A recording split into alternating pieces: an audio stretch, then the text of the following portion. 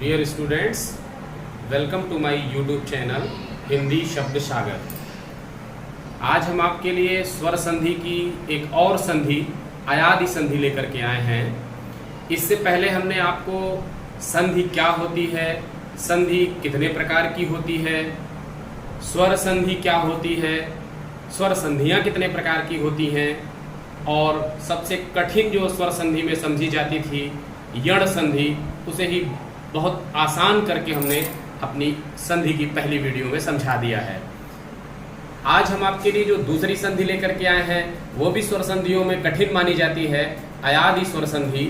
उसकी वीडियो लेकर के आज हम आपके सामने आए हैं। आपसे मैं ये कहना चाहूँगा कि इस संधि को देखने से पहले अगर हमारी पहली जो यण संधि की वीडियो है उसको आप नहीं देखे हैं तो अवश्य देख लें, क्योंकि उसमें हमने आपको संधियों को कैसे पहचाना जाता है, किसी भी शब्द को देख करके संधि कैसे बता दिया जाता है, किसी भी शब्द का संधि विच्छेद किस प्रकार सही रूप में किया जा सकता है, और यण संधि के जो जितने उदाहरण एग्जाम में पूछे गए हैं, बार बार पूछे जाते हैं, उन सब को आपको बहुत विस्तार से समझा दिया है। आपको हम डिस्क्रिप्शन में उस संधि का लिंक भी डाल देंगे जिसे आप देख सकते हैं। आज जो दूसरी संधि हम लेकर के आए हैं वो भी स्वर संधियों में कठिन समझी जाती है, लेकिन आज आप अगर केयरफुली हम इस वीडियो को जो हम बना रहे हैं उसे अगर आप देखेंगे तो यह संधि भी आपके लिए चुटकियों का खेल हो जाएगा। बस आप अंत तक हमारी वीडियो को देखते रहें और अभी आपको अयादि संधि की वीडियो जो देखेंगे उसके बाद अयादि संधि के जो शब्द हैं वो सब बहुत आसान लगेंगे। आप देखते ही बताएंगे कि ये अयादि संधि का शब्द है और इसका संधि विच्छेद क्या होगा। तो आइए हम अपनी इस अयादि स्वर संधि की वीडियो की शुरुआत करते हैं।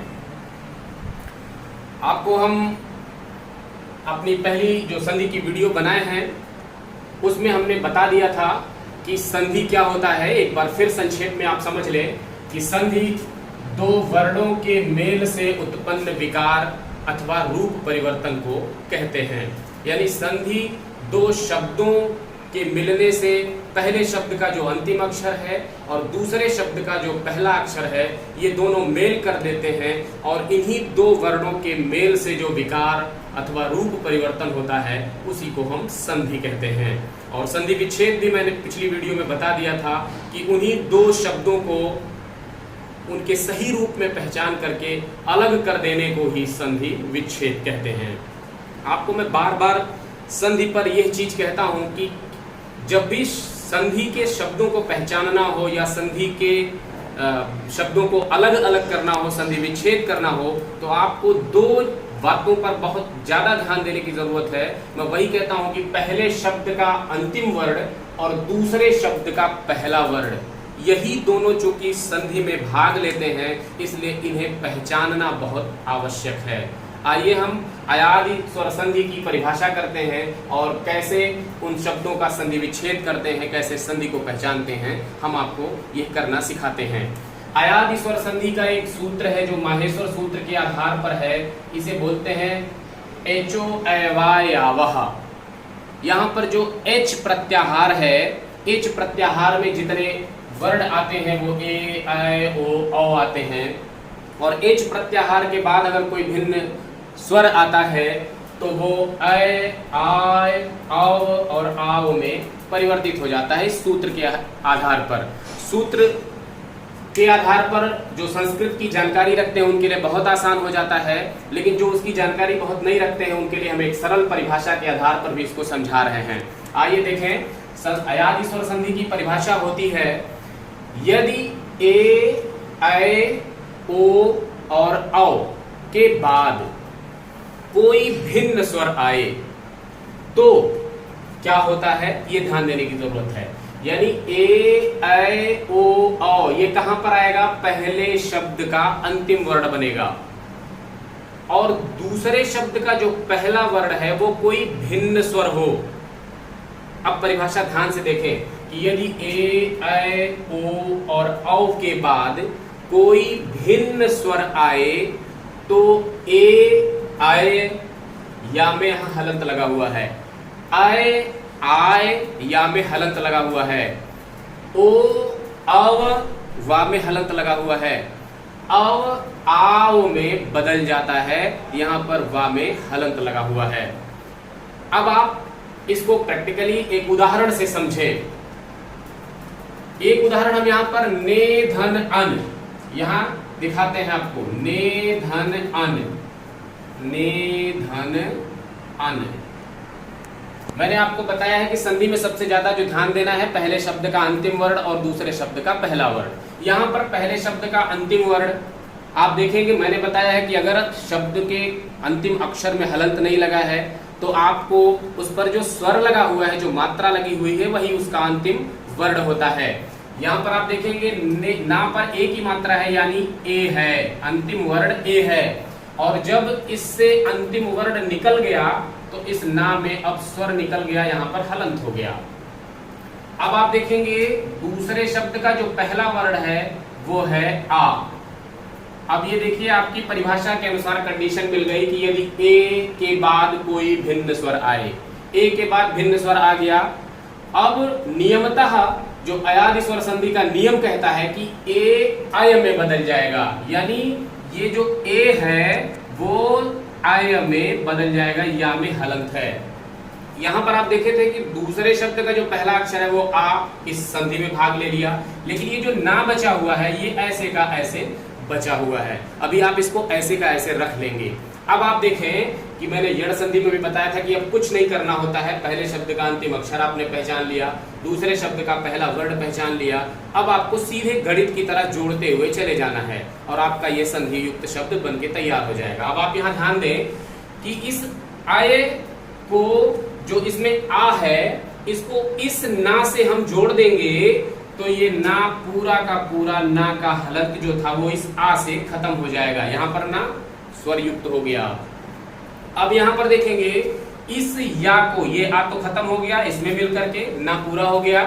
और ये जो या में हलंत लगा हुआ है इसको अब इस आ से जोड़ देंगे, क्योंकि ये ए आय में बदल गया है, इस आ का अभी कोई रोल नहीं हुआ है। इसको अब इससे जोड़ेंगे तो ये जो या में हलंत है वो इस आ से मिल करके इसका भी हलंत समाप्त हो जाएगा। ये या पूरी तरह से बन गया। अब ये सब खत्म हो गए। बाकी जो बचा हुआ ये ना था उसको वैसे का वैसे ला करके जोड़ देंगे और ये बन गया नयन। अब आपने एक ए का उदाहरण देख लिया, एक आय का उदाहरण आप देख लें।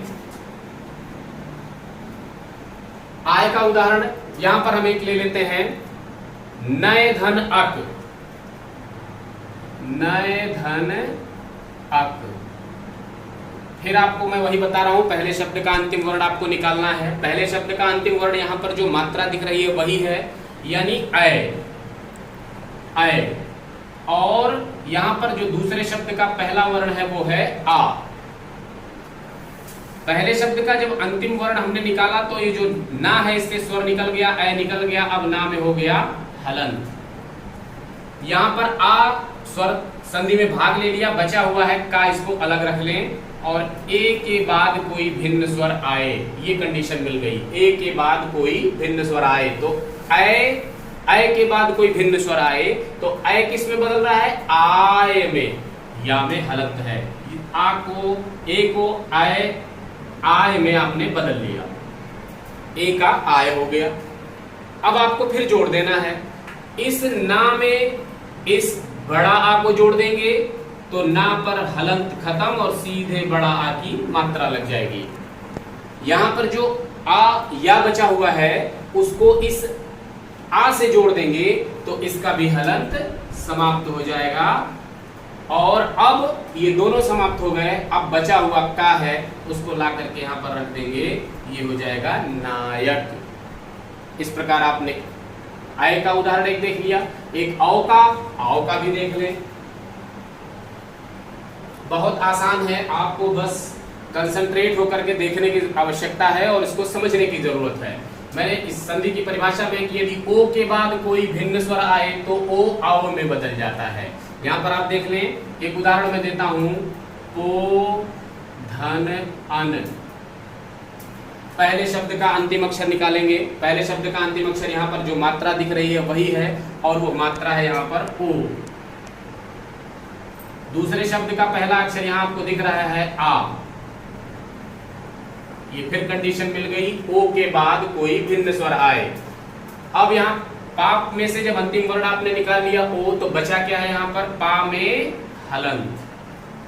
यहाँ पर आ भाग ले लिया इस संधि में, बचा हुआ ना है, इसको यहाँ पर दूर रख ले। अब आप इसको फिर से जोड़ दें, कोई दिक्कत नहीं है। ये ओ किस में बदलेगा, परिभाषा के अनुसार आओ में, इसको आओ में बदल लिया आपने, वा में हलंत है। अब इसको सीधे जोड़ देना है, इस पा से इस आ को मिला देंगे तो ये पूरा का पूरा पा हो जाएगा। इस वा को इस आ से मिला देंगे तो इसका भी हलंत समाप्त हो जाएगा, वा हो जाएगा। और यहाँ जो बचा हुआ ना था इसको यहाँ पर रख देंगे, यानी पो धन अन बराबर हो जाएगा पवन। एक औ का उदाहरण भी देख लें आप। यहां पर देखें, आओ के बाद कोई भिन्न स्वर आए, यहां पर आओ के बाद कोई भिन्न स्वर, इसी पो को हम पाओ कर देते हैं, पा पर औ की मात्रा पाओ और अन। यहां पर अंतिम जो वर्ण है वो पा में जो स्वर लगा हुआ है वो है आओ, और दूसरे शब्द का जो पहला वर्ण है वो है आ। अब यहां पर आप देखेंगे फिर वही कंडीशन अयादि स्वर संधि की मिल गई कि यदि औ के बाद कोई भिन्न स्वर आए तो अव आव में परिवर्तित हो जाता है। ये औ किस में बदल जाएगा, आव में बदल जाएगा, आव, वा में हलंत है। अब इस औ को जब हमने इस पा पर औ की मात्रा पा से निकाला था तो यहाँ पर क्या हो गया, पा में हलंत। यहाँ पर आ इस भाग लिया संधि में, अब बचा क्या है, नौ। अब यहाँ देखेंगे कि सिर्फ सीधे जोड़ देना है, पा में हलंत है और इसको किससे मिला देना है, इस स्वर से मिला देना है। यहाँ पर पा का हलंत खत्म होगा और सीधे आ की मात्रा लग जाएगी। यहाँ पर इस वा को इस आ से मिला देना है, वा का हलंत समाप्त हो जाएगा और ये पूरा वा हो जाएगा। बचा हुआ ना इसको उतार लेंगे, ये हो जाएगा पावन। इस प्रकार आप देखते हैं कि ए के बाद कोई भिन्न स्वर आए तो आय में बदल जा रहा है, आय के बाद कोई भिन्न स्वर आए तो वो आय में बदल जा रहा है, ओ के बाद कोई भिन्न स्वर आए तो वो अव में बदल जा रहा है, और अगर अव के बाद कोई भिन्न स्वर आए तो वो आव में बदल जा रहा है। और यही यण संधि अयादि स्वर संधि मानी जाती है। अगर आप देखें कि जो दूसरे शब्द का पहला अक्षर है, जो मात्रा है वही जुड़ता चला जा रहा है। अगर हम इसकी मात्रा बदल करके आपको दिखाएं तो आप देखें, एक मैं शब्द लिख रहा हूं पो धन इत्र, ध्यान देंगे इसको, कहीं कोई कठिनाई नहीं है, इसको ध्यान दीजिए। फिर वही कंडीशन है, ओ के बाद कोई भिन्न स्वर आए। यहाँ देखिए पा में अंतिम वर्ण जो है वो ओ की मात्रा, और दूसरे शब्द का जो पहला अक्षर है वो ई है। फिर ओ के बाद कोई भिन्न स्वर आ गया, इस पा से जब हमने ओ निकाला तो यहाँ पा में हलंत बचा, यहाँ ई निकल गया तो त्रा बचा हुआ है। परिभाषा के अनुसार ओ के बाद कोई भिन्न स्वर आएगा तो ओ आव में बदल जाएगा, इसको आव में बदल लिया आपने, ये आव में बदल गया। वा में यहाँ पर हलंत है, अब जोड़ देना है, ये जो भी बनेगा आपको बन के भी दिखाई पड़ जाएगा। पा में इस आ को जोड़ देंगे, पा हो जाएगा हलंत समाप्त। वा में इस ई को जोड़ेंगे तो छोटी ई की मात्रा लग जाएगी, वा पर छोटी ई की मात्रा लगा दिया आपने।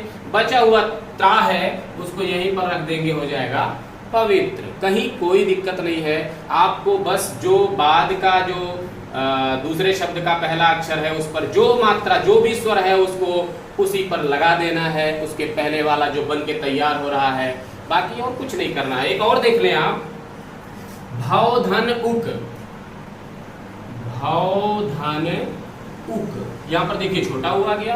पहले शब्द का अंतिम अक्षर निकालेंगे तो पहले शब्द का अंतिम अक्षर भा पर औ की मात्रा लगी हुई है, तो औ की मात्रा मिल गई आपको।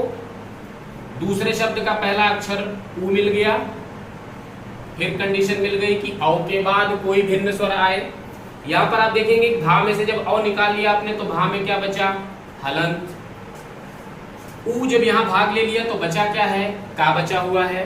अब आप देखिए कि ये परिभाषा के अनुसार औ किस में बदल जाना है, आव में बदल जाना है। आव में इसको बदल लीजिए आप, वा में हलंत हो गया।